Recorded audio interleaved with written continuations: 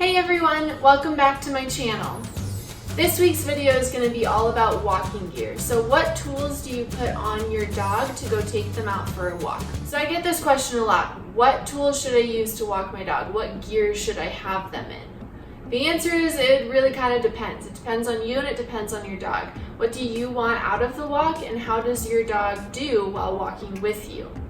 I do have a couple suggestions that are kind of all around good tools to use that I'm going to share in this video here today. I do have a lot of gear next to me, as you can see, and we're going to have our nice little demo dog show you how to put this gear on and off of your dog.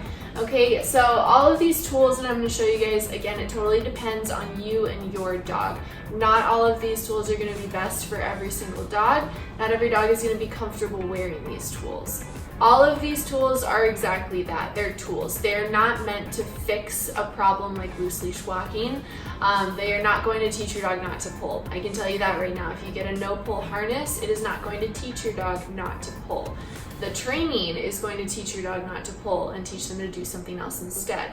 What these tools can be helpful with is if you have a very, very strong dog that literally is pulling you to the ground, it's going to be really hard to do that training if you can't even hold onto the leash very well. So these tools are just meant to give you guys a leg up so you can actually manage your dog a little bit better while they're learning these new training techniques. So let's go ahead and jump into the first tool, okay? We're going to start real basic. This is your standard flat collar. All this does is goes around your dog's neck. Okay, this is obviously not fitted for this stuffed dog, but you guys, this is kind of where this would sit on your dog, all right? And you'd attach the leash at the little clip right here, okay? So flat collar, I know a lot of people walk their dogs on their flat collars. There's nothing wrong with that. If I have a dog that is a really strong puller, I would not recommend walking them on a flat collar like this. The reason for that is if my leash is constantly putting pressure on my dog's neck like this, one, that's really not going to be good for their neck over time.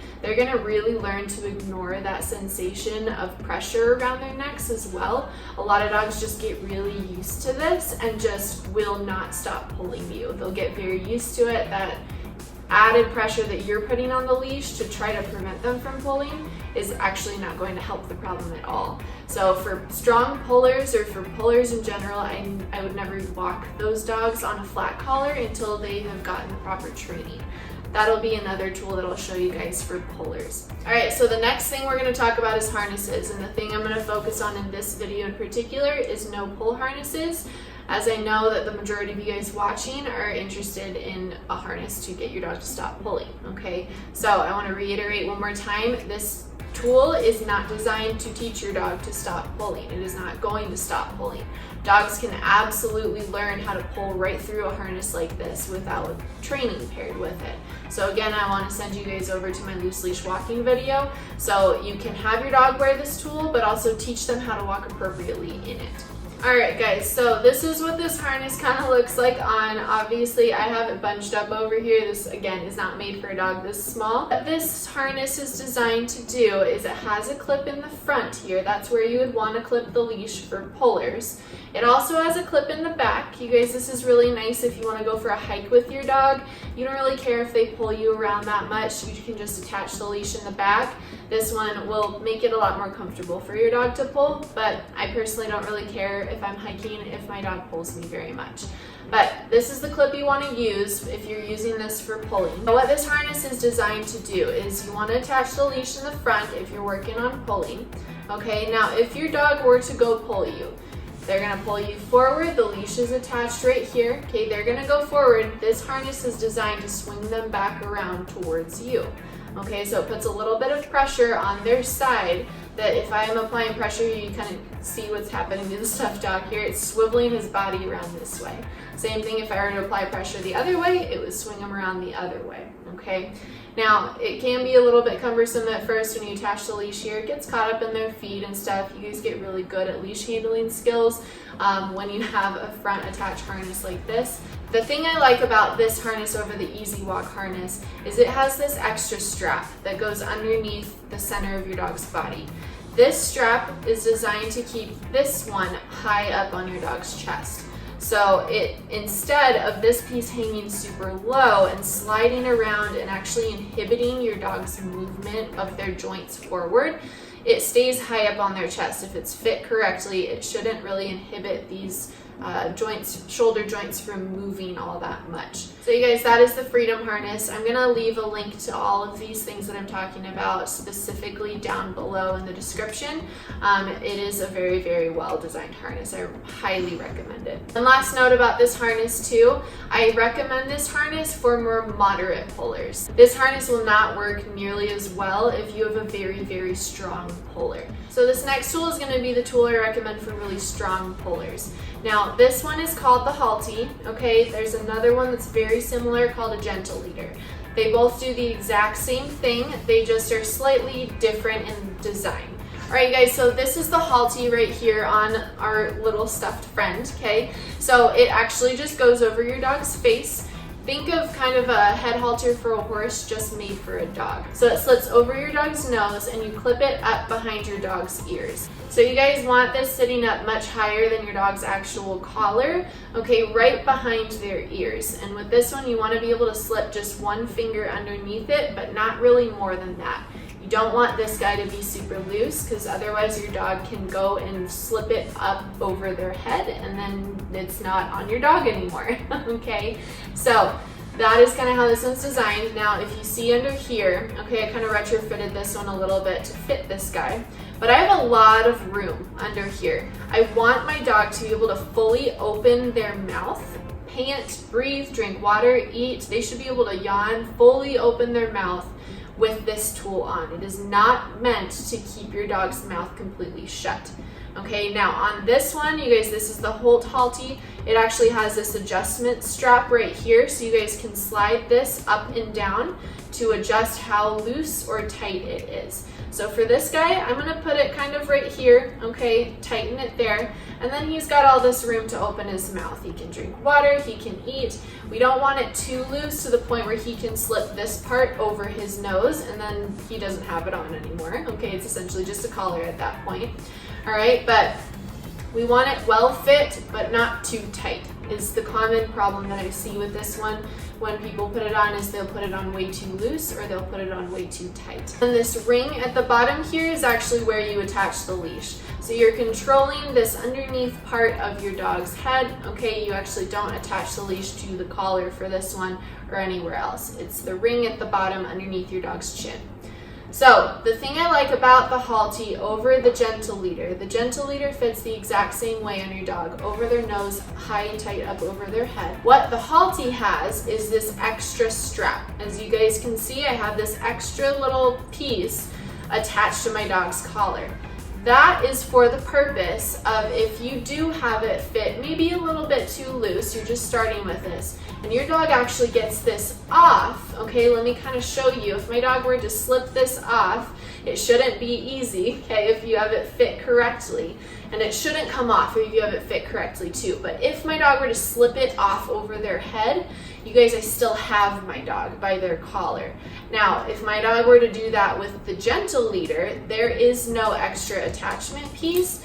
My dog's loose at that point. The Halti I do recommend for really strong pullers that are pulling you to the ground or you just physically do not have control over your dog when they're pulling you down the street. I also recommend the Halti for certain dogs that are dealing with reactivity. Again, it gives you a lot more control and there's a lot of extra safety features with it. Now, the thing about leashes, the common misconception is if you have a very big dog, you have to get a leash with a very thick strap.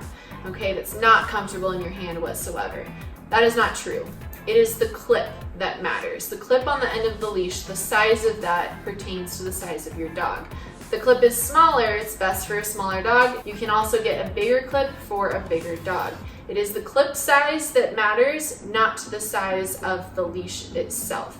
My little suggestion for leashes when you guys are buying leashes is when you get a leash, you want to be able to wrap it up fully like this, be able to easily fit it inside your hand like that. That is going to be the proper leash size for you. This makes for very easy leash management. If I had a leash that's very thick, this long line is, oh no, here, this leash right here, you guys, this leash right here, for example, is an example of a leash that I don't like very much. This leash, if I wrapped it up, I could probably fit it in the palm of my hand. Yep, I can, but I prefer a much thinner leash. It's totally up to preference. This one I can't handle as easily. I'm not as good with managing. Having this one out, you guys, this is the leash that actually comes with this harness right here. It's a nice little bonus. I really don't have a use for this leash. I keep it around for demo purposes. What this is designed to do is attach to both clips on that harness. But I find it very cumbersome, and I basically just keep it around for demonstration purposes. When you get real fancy with your leashes, Boldly Designs is the way to go. This is one of their leashes. I am still working on breaking it in. What I like about this one is it has a bunch of different attachments. You guys can do so many different things with this leash. You can put it around your waist, you can put it around your shoulder and walk your dog. It's a really good training leash for all my training nerds out there. It's a very pricey leash, but it's a very, very nice one for training. So those are just your standard kind of 6-foot leashes. Now let's talk for a second about long lines. You guys, I'm a huge fan of using long lines. Whenever I go to a park or a hike with my dog, she's always on the long line. I don't completely trust her off leash, so I have lots of options of long lines. This is just a 30-foot long line. It's kind of a nylon material, really soft, and a 100-foot one right here, so you can get different material. This one is a lot softer than this one. If you don't trust your dog 100% of the time to come back, I recommend a long line. So you guys, that's all the training tools that I wanted to share for today. These are primarily all the tools that I typically recommend for walking your dog in for any given situation. For primarily pulling is the #1 thing that people have questions about. So the harnesses that I talked about, the gentle leader, the halty, all of this stuff can be really helpful while training your dog to do the appropriate thing instead, the thing that you would rather them do than pulling. I want to make that very clear again. These tools are not designed to teach your dog not to pull, not to stop being reactive to other dogs or people. Okay, they're just assistance in the training that's going to give you a little bit of help along the way while your dog is getting to the place where they can be a little bit better on leash. I hope you guys did enjoy this video. Let me know if you guys have any questions about any of these types of tools that I talked about today. I will be putting all of these in the description below, so you guys can go check them out. A lot of these you can get on Amazon. I hope you guys all have a great week. I'll see you next Thursday. Happy training. So let's say during your walk, your harness decides to fall off and break. Okay, maybe from where, maybe your dog chewed it, who knows, maybe it was a